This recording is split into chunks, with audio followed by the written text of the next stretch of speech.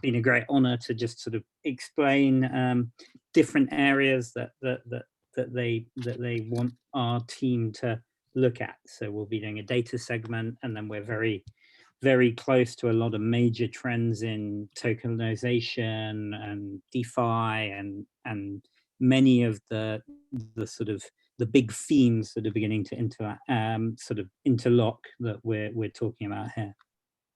Thanks so much, Toby. Can I come to you next, Francesco? If you can just unmute and introduce yourself briefly. Yeah, thank you, Helen.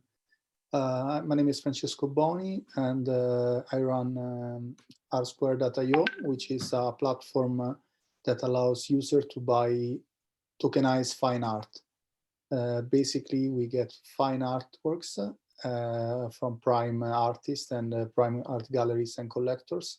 We tokenize them, meaning we divide them in shares, exactly like we could compare it to an IPO.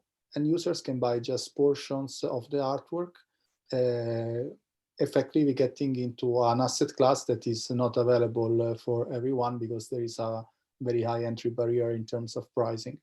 Thanks to tokenization, we can make it more accessible. Like we can bridge the gap between finance and art. It's a really fascinating trend, and the idea that anyone in the world can sort of take a stake in a major piece of art is a completely new thing. So we're going to come back to you a bit later and hear a bit more about that. I'm going to ask now Paul Griffiths to introduce himself as well. Hi, my name is Paul. I'm CFO of Consilience Ventures. We're an ecosystem that uses tokenization to invest in and accelerate startup companies and bring to them experts that can use tokenization as a more efficient way of sweat equity. So it helps people to really accelerate the startup and really make it grow faster. Thank you so much. Really interesting business model that you're developing and using tokenization within your platform. And I think Raduan works together with you. So he's going to give us an overview of what tokenization is and what we call tokenomics, so the economics of a token-based system, which is a whole new field of economics that's really developing and is kind of in an experimental stage in a way. So Raduan, would you perhaps introduce yourself and then take us into the slides so we can give the audience a bit of an overview of what tokenomics and tokenization actually is? Okay, thank you. Hi, my name is Raduan Udridi, so Rad. Most people call me Rad. So I'm co-founder and chief data scientist within Consilience Ventures. So Paul gave a brief presentation of what is Consilience Venture, and I will be talking about the token economy and tokenization in general. Excellent. While you're just getting your slides up, I'm just going to ask Jane Thompson, who's my co-host, just to say a quick hello if she's able to. Jane, are you there?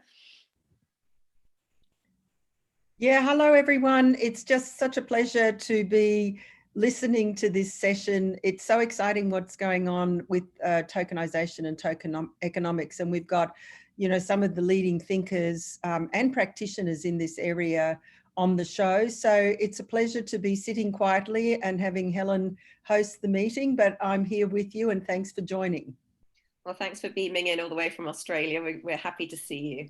And just to say again on behalf of the NED, how pleased we are to be able to do these events with them. And we're hoping that one day we're going to be able to actually do them in person and all meet each other. But for now, we're enjoying the digital version. So Rad, I'm going to ask you to take it from here, if you would.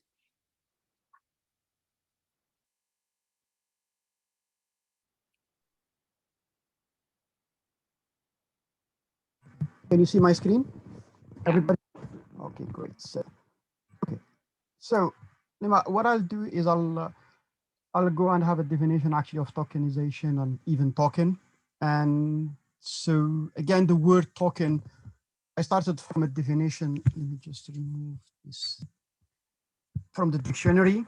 And again, a token is from the dictionary defined it as a thing serving as a visible or tangible representation. So definitely it is a representation of a fact or an object or even quality and feeling. And definitely, again, that could be lead to some confusion. So we can talk at some pictures here from the tokens that are given by casino to a reward tokens to security tokens to even here what we call a token ring or tokens that are there to run a network. Now, another definition, again, is a voucher that can be exchanged for goods or services, typically one given as a gift or as a proportional offer or whatever. The point why I started from the dictionary definition is I wanted to say that actually the concept of token is not new. It's actually very old, and can that also lead to a confusion? It's not something that come only with the Bitcoin, nor with the cryptocurrency in general, or with the blockchain.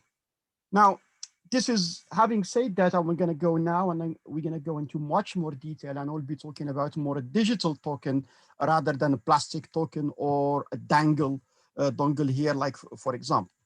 So, but first I would like just to attract your attention to something which I call metaphor and neologism. Now, with the appearance of Bitcoin and blockchain, definitely new concepts have been created. Now, these concepts are most of the time founded on analogies and neologism. And again, there is nothing wrong with analogies and neologism. A neologism, I mean by we creating a new words, but we should be very careful about that. Metaphors are actually very effective way of representation and mental models, but they have their limitation. They are generally, these concepts are inspired from pre-existing concepts. So they build on other concepts, and what we try to do is try to have a comparison. And if we are not very careful, most of the time, these analogies do not illustrate the operation, the functions, or the specificities of these new technologies. For example, take the word Bitcoin. It's a neologism, and it comes from bit, which is a binary digit. So that's more the software, more the computational bit, but a coin as a money. Now, money from an economic point of view as an instrument functions. The second, it's a payment method. And third is a value reserve, which a reserve of value.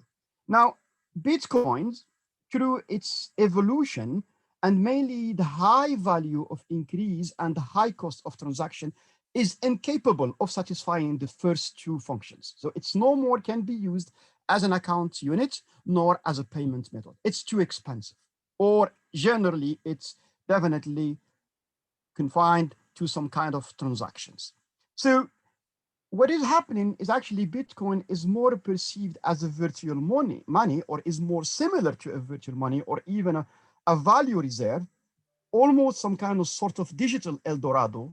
And that one day we hope it will become as a substitute for gold.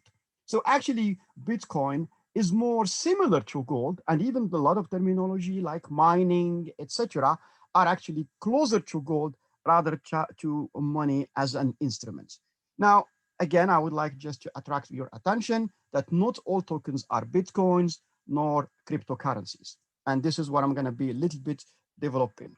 So what is tokenization? And I'm going to be definitely focusing on the concept of asset tokenization.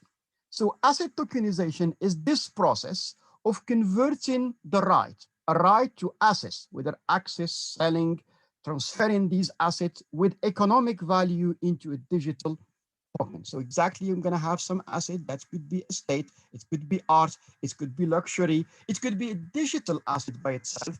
And what I'm creating some kind of digital asset here, a number that is long, that is unique. Now, one of the things that this tokenization is going to enable me to represent objects. Now, whether these objects are physical or material or virtual immaterial or not. So again, not all tokens are necessarily related to an object. Tokenization does not stop objects from being replicated. However, what it means is only the entity or the person that is in possession of the token can prove their authenticity and originality, which means it acts as a sort of license or certificate or right of ownership, which is good typically for luxury, for art, and even for digital assets, because it proves, well, I am the person. And then its association with the object then it tells, well, it is authentic, it is original, I have the right of use.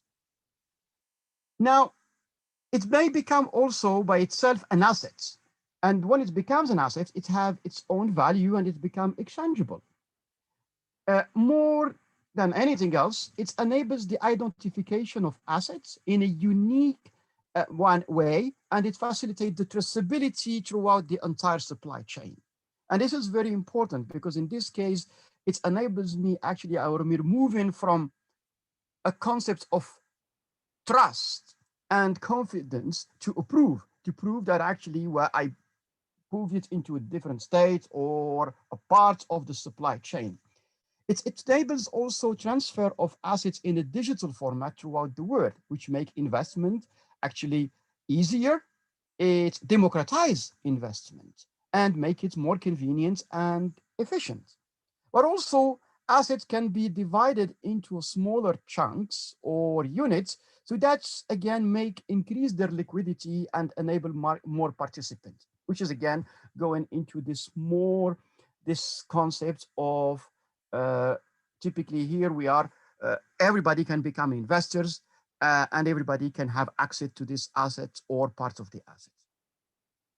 Now, not all tokens are based on blockchain, or not all tokens require blockchain. However, blockchain or distributed ledger in general has some attribute that could be very appealing to the investors. And I'm taking it here more from the tokenization point of view. There are much more other attributes like decentralization, disintermediation, etc. that I'm not talking about here, but I'm talking more on the impact on the token and the asset tokenized on the blockchain. So what it makes them immutable. So what does it mean? It means that once a holder acquires token by means of finding or investment or other service, nobody can erase the ownership. And this is very important because that's what's going to give this concept of trust. It becomes accessible. So again, now multiple people within the world using their computational device can access to this token. This fractionality also is very important. We discuss about it because now we can divide the asset or a representative of this asset into small units, which give a greater liquidity. It is cost effective. And the other aspect, which is the transparency. And by transparency here, we mean that we eliminate this asymmetry of information that is related to the transfer of ownership, which means that actually me as an owner of asset, I know as much as you because I have to put this public on the blockchain. And these are all good attributes for commerce, for investment, and for creating trust into this token. Now, so we say that actually the token is this conversion of an asset into digital token, and we can see different type of functions that are related to the token. But all of them, they enable the user to have rights and or privilege that are either economic or reputational. So either going to be some kind of social aspects in general, or they give rights or privilege that are economic. And we classify the tokens or the function that are fulfilled by the tokens in 4 functions. Application-based or applicative tokens, as we call them, they generally give the right to a service or a function. For example, Filecoin, I can use it for transferring data or function, and that becomes as a sort of license. Participation tokens, and they enable the user to vote and or participate in governance. So that's exactly what at least was supposed to happen with the DAO members, where actually members can vote on investment project. Reputation tokens, that's probably one of the oldest one, loyalty or a liability related to the user. And one of example is the Augur for market prediction. And last but not least is investment token, which actually shares or equity on an initiative, a project, or a venture. And then the shares, they're gonna lead to dividend and or voting right. Now, of course, sometimes it happens that we have a hybrid function that combine all of these functions or part of these functions. So now coming to the token value, and the token economics. So the value of the token is directly linked to the associated objects and or supported services. Again, not all tokens are there to represent objects. Some are actually just service. Typically, this is the case for the Bitcoin or Ethereum. There are services behind that, and it gives me a right to a set of services. And the value of that token is generally linked to the object that it represents or the perceived services that it offers me. Then what is token economics? Token economics is the study, and in particular, the modeling of how the tokens work within the broader ecosystem. And by the broader ecosystem, we mean the members that are participating into the exchange, the trade, and of these tokens.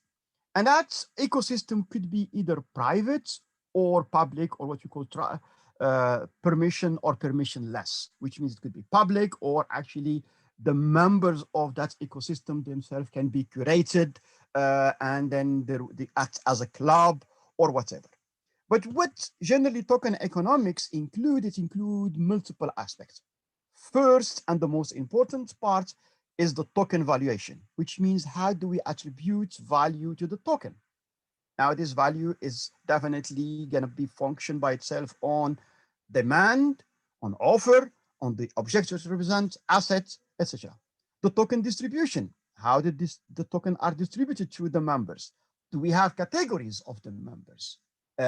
For example, Paul discussed about Consilience Venture. Consilience Ventures, we have investors, we have startups, we have experts. What is the ratio of distribution between investors, experts, as well as investors? And of course, that's going to drive some behavior. So therefore, what becomes very important within the token economics is the concept of behavior. Why? Well, because these ecosystems are network, and all of these networks have what we call network effects. And what by network effect, we mean two things. We mean, or multiple things, by the way. We means definitely that actually members can attract other members. We means also the dynamics, and we means also the game that is playing within this.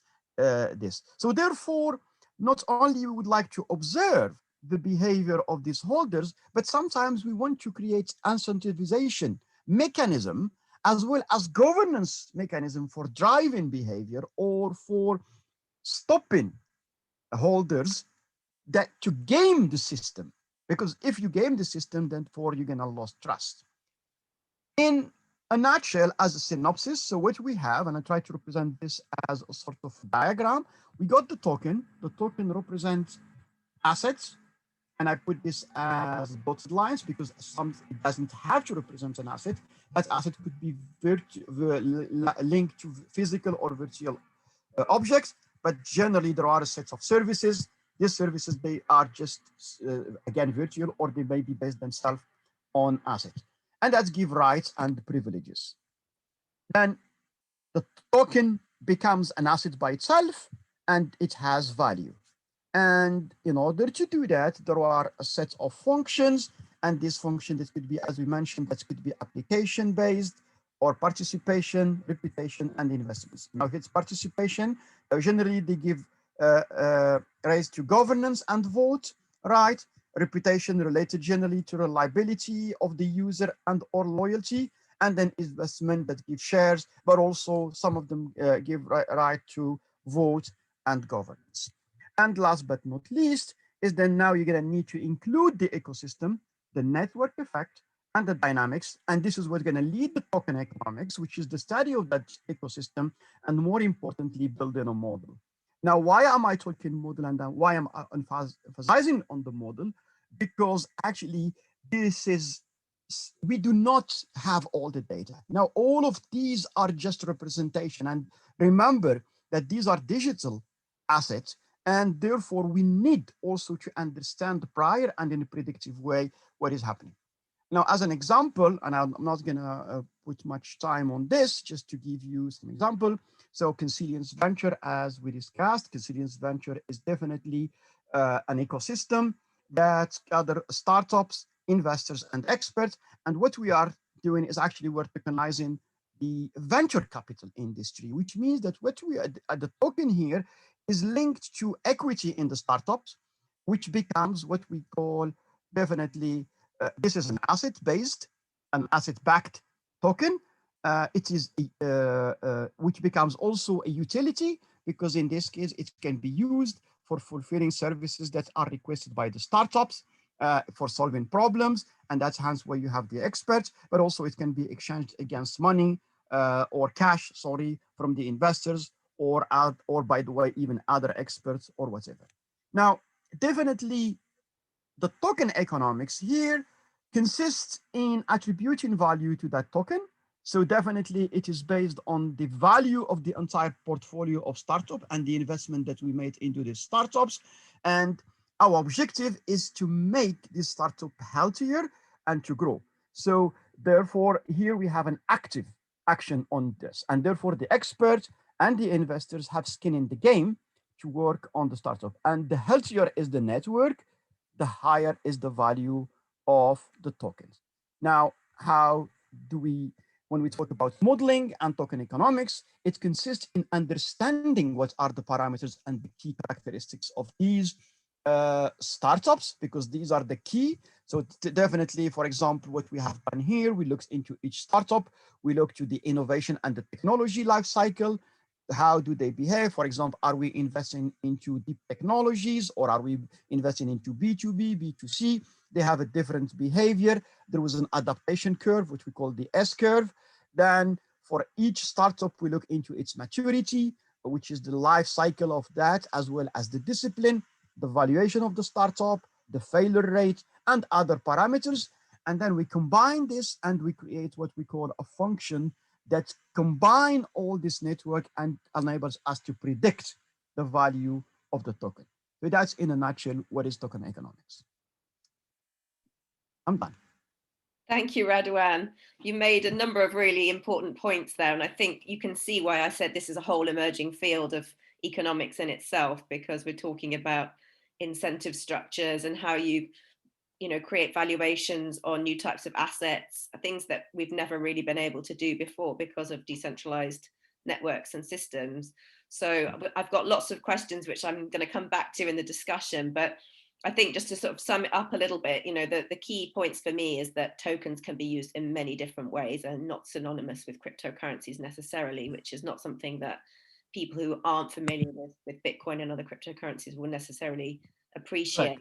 Right. So it's not just, the transfer of digital money. It could be transfer of access to a network, which has a utility. So a sort of reward point type system, or access to services, or it could be a more traditional stake in an investment of a physical asset like property or art, or it could be, some kind of other asset that we consider valuable, somebody's reputation, or, a variety of things. So really, really interesting. And also, some of the benefits that accrue to tokens because of the nature of blockchains and distributed ledgers. So the fact that you can't edit it, no one can take your ownership away from you unless you don't know how to deal with the security issues surrounding tokens, which we'll come on to. The lack of middlemen, and the fact that you have this trust and that you can access it from anywhere in the world. And I think that's one of the really interesting parts we've seen as we had initial coin offerings and so on, with all the problems that they had. But suddenly startups can get access to capital from all around the world in a way that they could never have done before in more traditional venture capital or other forms of fundraising. And the investors themselves can also get access to opportunities that they wouldn't have necessarily had access to before. So really interesting to have the big overview. I'm going to come now to Toby, because Toby's going to give us our NedTech data session. And I guess one of the things I want to ask for Toby is, I guess, how far are we along with tokenization? How real is it? Is it just the sort of preserve of kind of a few geeks and crypto enthusiasts, or is it something that's really developing into a more mainstream phenomenon? Yeah, no, well, I think I'm really excited to give this webinar speech, because the especially firstly, thanks to Radwan. I thought it was a hugely detailed bit of research there. I thought his taxonomy on tokens was really, really good. So you're getting a very thorough presentation on the different types of tokens from Radovan. I also quite like the fun graphics there, but the sort of on the final Consilience slide. But yeah, no, I think in terms of how far we are along, I think we're still, I mean, we're still like in the early stages of the internet, but nothing like I've known Helen and Jane, I think, since 2017, 2016 era, when it really was very much like people had Ethereum, a bit like sort of Mark Andreessen trying to push Netscape. It was very not much of the sort of supercomputer that was Ethereum was working at that time, and all the different protocols being built around it. But it was clearly a very, very visionary space, and I think it was already the tentacles, and there was so much sort of creation being done from and this is obviously being a data perspective, from a sort of financial markets perspective, the performance of the token market is phenomenal. Obviously the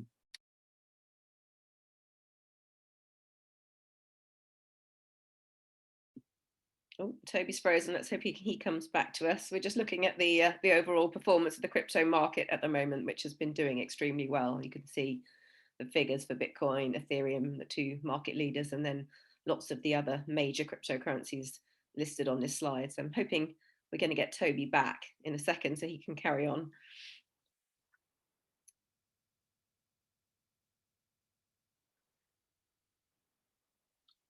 He is frozen.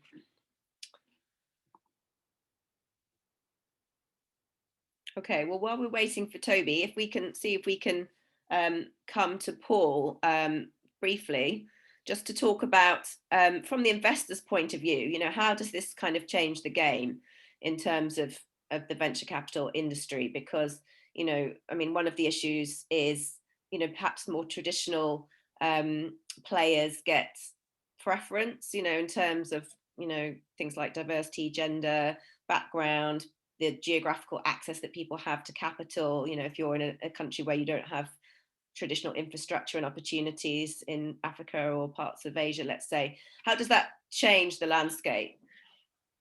I mean, it's a bit of an overused term, but it does democratize these things. It opens it up to a much wider net of people, and enables people who in the past would have struggled to get involved in perhaps working with a startup can share in the success. For anybody that's done it in the past, sweat equity is a fairly common thing where rather than being paid in real money, you're paid in equity of a startup that may or may not give you a return at some point further down the line. By using tokenomics, you can create a pool of startups that you can work with, and then have something that's far more liquid and enables you to share in that growth at the same time as also being able to pass those tokens around. It's a far more fluid system and gives people the ability to invest their time but get a share in the growth of the company they're working with. So as I understand it, you're not just investing in startups that might be, you know, blockchain startups or startups that have token models, but you're actually also developed your own security token for your own business ecosystem. How's that come about? Why is that a benefit over what's come before? So we invest in deep tech startups. And we've created a token that is essentially, we invest that token in exchange for equity in the startups. They receive those tokens and they can then swap some for cash, because people do need cash from incoming investors, and the remaining tokens they can use for expert services that enable them to accelerate their growth. And those experts in turn share in, they essentially own a small portion of the pool of companies, rather than just spending your time with one company and getting shares in that one company. The token represents, at the moment, 5 startups we've invested in, that's growing, and so they're sharing in a fund rather than in an individual token. And in time they can sell those tokens to incoming investors as well if they need the cash to continue. So it creates an ecosystem where the token is central to it, and they're only created when a startup is invested in. So the token itself does have a real asset behind it. It has real value, which, as compared to Bitcoin, where the value in Bitcoin is Bitcoin, the value of a security token, there's a real world asset behind it, so that it has a real value. And obviously, as the startups grow, then in value, then the token grows in value. Perhaps easier for people to understand that one, in the sense that, you know, people understand what securities are and there's existing regulations surrounding securities. And so really a security token is just a digital version of a traditional security, but it has these flexible elements which are maybe not possible with a traditional security as we know it now. Yeah, very much so. It is very similar to a security, but it has greater liquidity, reduced friction, more transparency. It's more accessible to people. So it just makes it far easier for people to get involved. Great. Well, I think we've got Toby back now. Toby, you back? Yeah, no, apologies for the freezing. No worries. We're just talking before about security tokens, but we'll come back to the overall crypto and token market first. Yeah, no, 100%. So the obviously the wider crypto market has been on a bit of a tear, and going into the likes of ETH that has performed even better than Bitcoin if you're looking at the market since May. Similarly, Bitcoin Cash has not done so well. Similar performance to some more equity market style returns. Litecoin has been catching up with Bitcoin, and then XRP a bit behind that. And then so this is how they did compared to BTC. So many of the so this is looking at how they did over 100%, but ADA Cardano has been one of the big winners in the market. There's been a lot of excitement about how they've been developing their sort of new Shelley offering, and then XMR and Binance's coin have also done very well. What I think is interesting, because I think in some ways this is talking about the tail of the crypto market. What I think is interesting is if you backed any of the top 100 cryptocurrencies, I guess slightly by definition, this is a tale of winners, not losers. But this market has been, in the last 3 months, a major bull market. So if you backed Civic, which is great to see roaring back into fashion, a identity project, you would have made a 5 times return. YFI, even after a collapse in its price, has done pretty well. One to note to be careful in, because at one stage you could have made a sort of 8 times return on YFI as a DeFi protocol. So it's done rather badly lately in a sort of but it was YFI is very much like Aave at the center of this sort of decentralized finance phenomenon that I think is tricky to see apart from the token market. So just because there's been a lot of financial innovations being put in place as to what you can do with tokens, and I think my personal feeling is the best thing that's possibly happened to the token market is the advent of decentralized exchanges rather than centralized exchanges. So you've had the likes of Uniswap, Aave, Balancer, these kind of things wresting some of the power from the centralized exchanges like Bitcoin, like Binance, KuCoin, even Coinbase. Some of them acting as very sensible stewards. I mean, many people, I think, would say that Coinbase, I think they would be very few people sort of chucking bricks at Coinbase as a key constituent in the space, but there's been notable hacks of Qcoin, for example, that had 200 million stolen, although I understand that it's in recently. So I think the centralized exchanges have had significant problems, and we're beginning to see a lot of shift towards, in the sort of axis of power in the space, towards the decentralized exchanges, where people are able to spin up new ideas in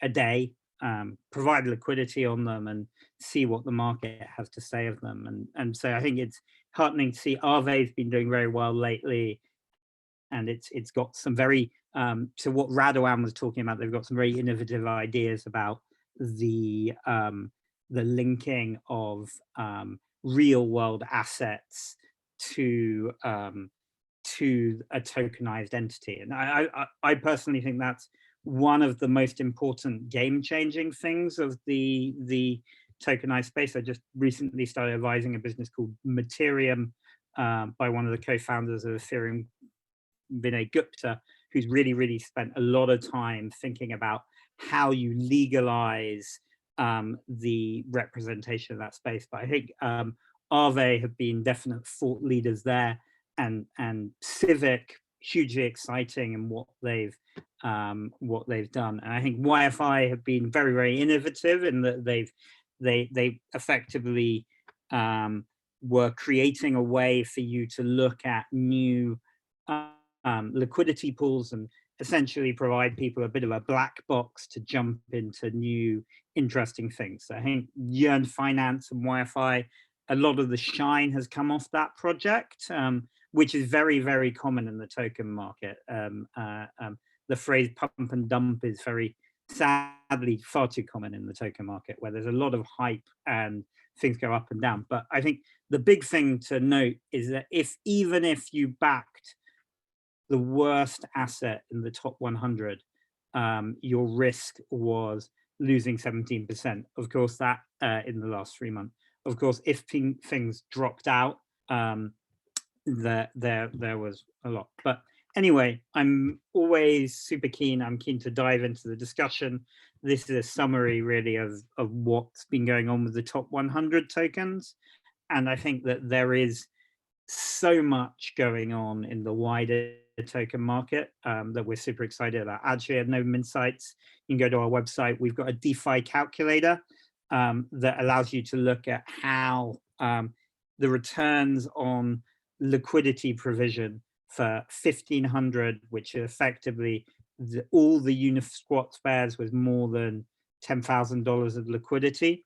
And you feel free to have a look at some of the data there, and you can figure out what you would have won from liquidity provision on Uniswap. And I think liquidity provision and staking are two very important elements of the token market. So the idea of liquidity provision is you can essentially effectively on a decentralized exchange help exchanges make a market using your own tokens, which is massively financially creative and has seen Uniswap go from very limited amounts locked up on it to more than 3 billion at the moment. So I think these kind of, the infrastructure is very much being put in place for the token market to begin functioning properly as a market.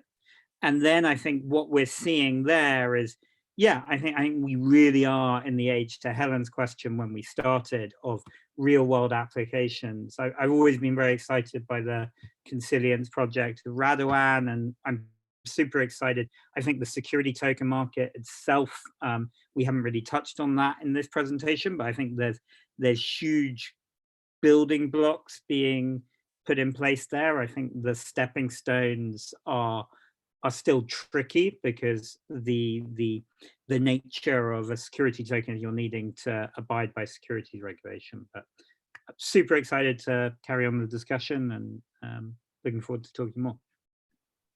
Thanks, Toby. It was a great overview, and really interesting to see how things are developing. And I think particularly a lot of different strands coming together in the sense that we've got, very poor or negative interest rates. We've got a lot of uncertainty. So people are looking to diversify their portfolios and see what they can do to still make a return. And obviously, cryptocurrency and different types of tokens are providing very interesting opportunities for investors. I want to come to Francesco now, because you're running a project that actually is about connecting physical assets with digital tokens. And I wanted to understand a bit more about how it came about, why, what was the driver for you as someone in the art world to do this, and how good has the take up been? Is it something that you're getting kind of traditional art investors, or is it more of a young group of new tech-minded art investors that are coming in as a result of what you've done? So it'd be lovely to hear about your project in a bit more detail. Thank you, Helen. Well, the way we came up with the idea was coming from the finance sector. We wanted to demystify the problem of accessing art. Buying art is something that is very niche, and usually technology is there to create bridges and make things easier for the most. When we saw the blockchain becoming more mainstream, we thought of starting this project that was in the drawer for a while, and we launched 3 years ago. We started 3 years ago, and now we are live with our platform. The idea is quite simple. Replicating the concept of an IPO in the art market. When art is an asset class, people invest in art and they sell art and they make capital gains, and it's a big industry, $1 trillion industry. Why not making it structured? So exactly like an IPO, what we do with tokenization is we issue tokens that are art tokens that represent a portion of the total value of the artwork. Users can simply go on the platform and buy those shares, becoming effectively owners of an artwork that they were not going to be able to afford without the support of the technology. And meaning that it's broken down into fractions of the value of the artwork. Yeah. So they might not be able to buy an entire Picasso, Yeah. let's say, but they could have a fraction of a Picasso. Exactly. The reason why it's possible because of the blockchain is something that already happens today. If we you and I, Helen, we go to the art gallery and we see that an artwork is of our interest, we can write a contract, buy it together, and bind our relationship with a deed. By simply applying a smart contract, this situation is scalable to an unlimited number of people. Because of course, the moment I have to sell, I have to call you or send you a letter, there is some bureaucracy. On our Square, this is done automatically. So the moment there is, let's say the artwork is rented for an exhibition, everybody receiving their art wallet, they receive their dividends. So it's not discovering fire, it's just applying the right technology to a situation. And I think it's quite interesting, since we are speaking about tokenization, to see a use case for it. At the end of the day, smart contracts are there for this, to automate certain situations that otherwise are just too slow because of bureaucracy. It's really interesting. And what about, we haven't mentioned this before, but what about the concept of non-fungible tokens, which maybe the audience won't be familiar with, but the idea that you have a token that you can then essentially lock in your ownership of, let's say, a piece of digital art and prove your ownership of that. Is that something that you think those are the tokens that are available on our Square? Every artwork, when they do their IPO, they issue, for each artwork, you will have a different set of tokens. So now we have an Andy Warhol and a Kit Haring. The name of the token is WLR01, and people are trading, the users are trading those non-fungible tokens. This is very important, as you correctly said, in terms of decentralization and DeFi, because in the future you could have token swaps between different exchanges. Our Square is not the only player, there are several players doing that. The ideal world, everybody use the same technology And once you buy a token on their Square exchange, you can then sell it on another exchange, exactly like the stock market, when we have the New York Stock Exchange, the London Stock Exchange, etc.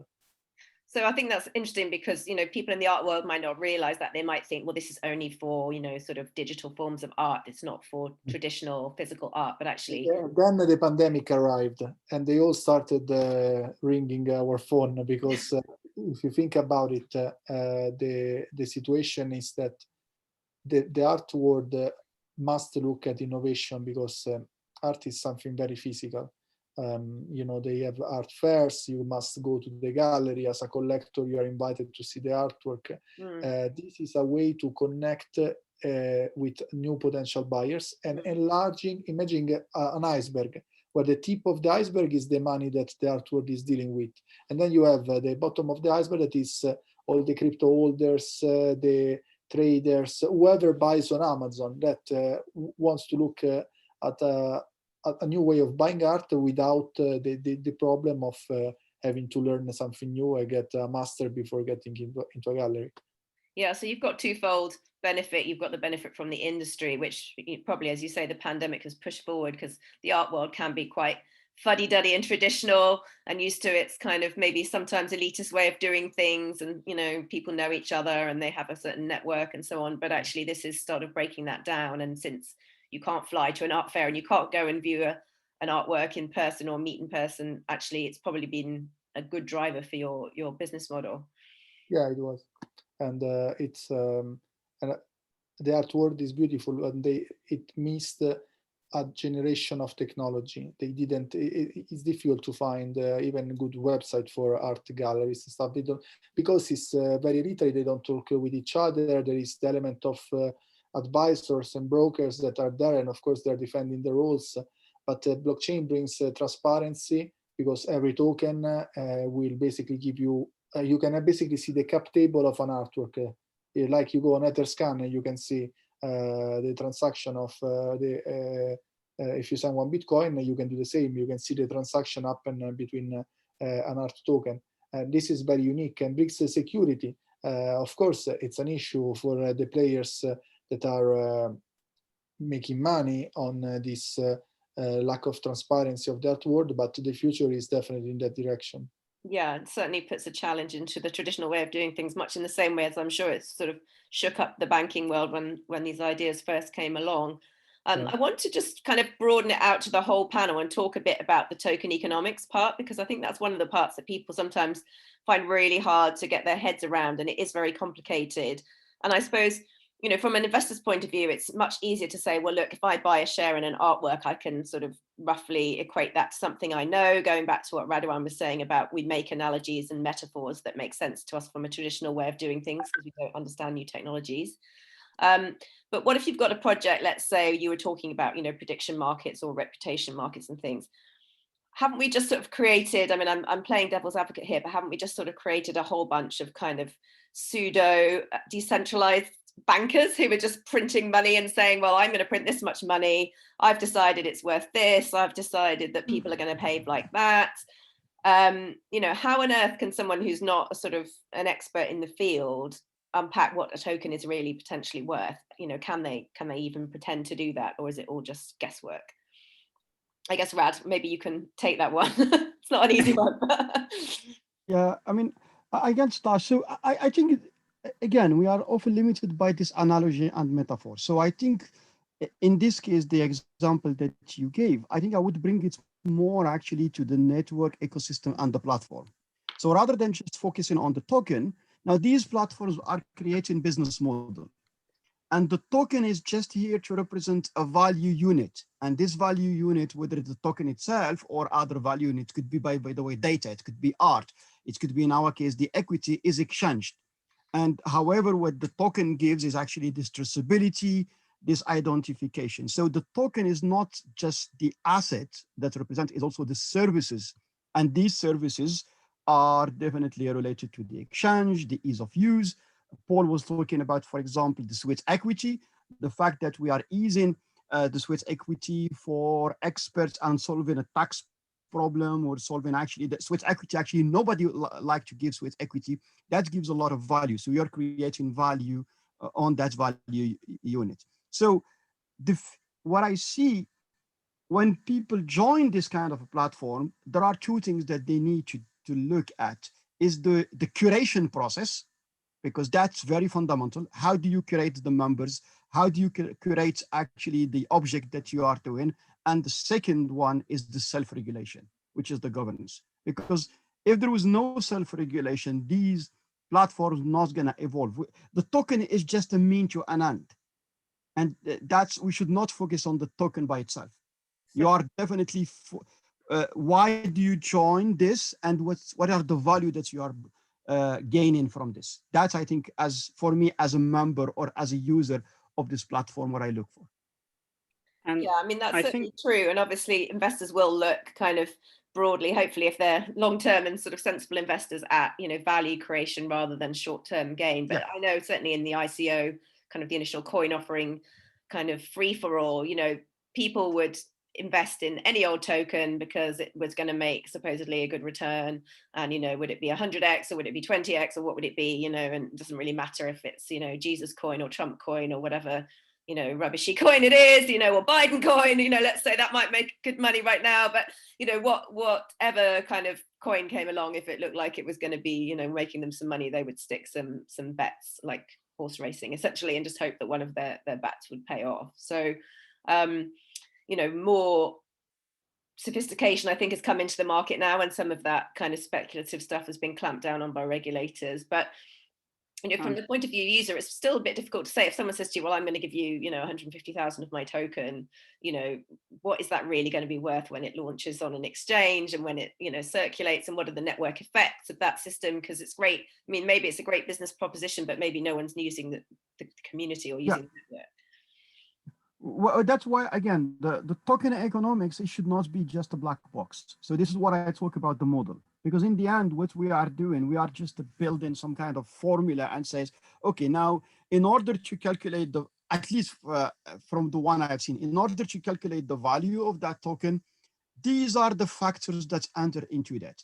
And I think within these factors, we have to clarify and to educate the users that there are different levels of factors. For example, I'm going to just give the example of Consilience Venture, and then the first order, we call them first order, second order, third order, etc. The first order are the startups, because if there are no startups, there is no value for the token. So that's the first thing. So you need to understand what are the first value. These should probably represent 80% to 90% of your token, hence why the security token are based. Now, there are the contributions and the quality of the network as a whole. And then in this case, how do you contribute? In other words, what are the actions that you are bringing in order, for example, in our case, to make the value of the asset or the object that is related even better, which is the curation. How is this transparent? How the members are active into that? And how does it affect the network effect? Now we are going into the second order and the third order. And these formula that we're going to come with it actually has to be, there was a model, but then it has to be backed by the data to show that. And this is then this has to be published, or at least made in a sort of visible way to the actors and to the members. For example, in our case, a lot of people to say, okay, what are the costs? How the cost, who pays the cost? How is the comparison between the cost for selecting a startup, curating a startup comparatively to what venture capital, the 220 or whatever it is, where then we have to say, okay, this is the cost, and this is how this cost is paid by all the members, etc. So that's all of these things have to be transparent, and it's like joining. I'm talking at least here for the one that are asset-based or club-based, or Now it becomes something public that is a little bit more difficult in this case. Yeah, and especially if it's not related to an asset. That's in this case. But for me, I think the future is going to be asset-based plus services. It's like even when Francisco is talking, when I'm listening to him, it's not only the art piece that is delivering. They're delivering a lot of services around that, and these services have value. Yeah, absolutely. And I think people are starting to realize that any investment, that there are metrics that you can look at in token ecosystems that are fundamentals that you need to understand before you want to dive in. Toby, do you want to just make a closing comment on that? I cut you off before, I think. Yeah, no, I was super interested on the tokenomics question, and I think in part the question was really pertinent. I'd say the one thing, the if you look at how Bitcoin and Ethereum divided their token allocation, they were two of the best decentralized groups probably ever created in many ways, right? I don't know enough about sort of how other systems have been built, but I can't think of many where the decentralization of the sort of, clearly, like a lot, there are some major Bitcoin miners who are controlling a lot of the network in Bitcoin, but to all extensive purposes, like unless Satoshi Nakamoto was to wake up tomorrow, the Bitcoin blockchain generally is very widely distributed to all sorts of different people.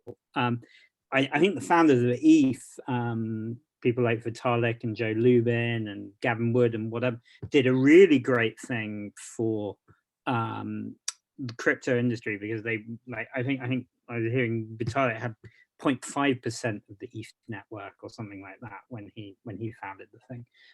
So they went really, and I think in diligencing these things, you should start thinking about what is the interest of the people, what are their motivations, where are they setting. So are they, like in the case of both of those things, they were doing revolutionary sort of creations that transform finance, and at the same time we're thinking very hard about how to encourage the network effects that Radovan was talking about, by just going, how do you make this thing technically brilliant and widely held, right? So that and I think to a certain extent the token market has slightly lost its way, right? The XRP was a famously egregious example where I think the founder of XRP ended up being richer than Mark Zuckerberg and the richest man in the world for a brief moment, as XRP did very well. So this is Ripple, the network, and XRP, its token. Yeah. And I'm still a fan of XRP and Ripple to a certain extent, perhaps like boo hiss to some in the blockchain world who would say, but but I think that already you realize if you look at a team and they have 40% of the token supply, which I think was the case in Ripple, then question marks need to be sort of raised. I'd say to Helen, we're already going through another wave of ridiculous coins, although there's a fading out, and there was a food craze and all sorts of different things, sushi and pickle and whatever, right? We were also hungry during the lockdown. Everyone named their token after a food. We should have had sourdough like no takeout, no takeout, so food tokens. But I think the market generally is super exciting, and a lot of those, I mean, YFI we talked about earlier, and even sushi for a brief moment was extremely innovative, right? In its in a slightly pastiche way, and a terrible investment. But yeah, no, it's very interesting. I think there's a lot to be done, and tokenomic. But I think there are people who can guide and educate the space, and it's very collaborative. Yeah, and I think that's sort of what's happening now, just to bring us to a close, because we're coming to the end of the time. But I think people are developing metrics, they're developing ways of understanding this, and investors are turning to those who have really developed good ways of assessing what the incentive structures are within these networks, what the transparency level is, what role the founders are playing in terms of having a large stake in the future of the network, or whether it's fully decentralized or only partially, and so on. So fascinating area. It was great to hear all the different perspectives, how tokens are ripping up the future of venture capital. I think initially when we had the ICO craze, people said venture capital is dead, but maybe it's not dead, maybe it's being reinvented through a different mechanism, and actually the expertise that's in venture capital is not being lost, but it's being, you know, reworked in a way through platforms like Consilience Ventures, which is very interesting.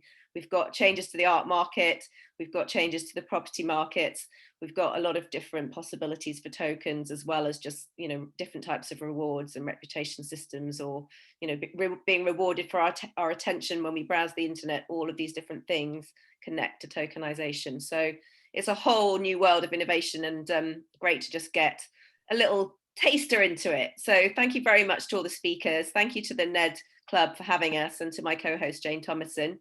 Our next event's in 2 weeks' time. We're going to be looking at women in finance and banking, with a whole range of experts in the field who are looking at blockchain projects in that area. And it's part of our Strong Women series, so that we're going to be female speakers. We had a lot of male speakers today. Next time we're going to be all females, so no offense to the guys, but we're swapping genders next time. So thanks to all of you for being here, and thanks very much again to the NED for having us. Thank you. Bye. Thanks. Thanks, everyone. Thank you. Cheers. Thanks, everyone. Bye-bye. Bye.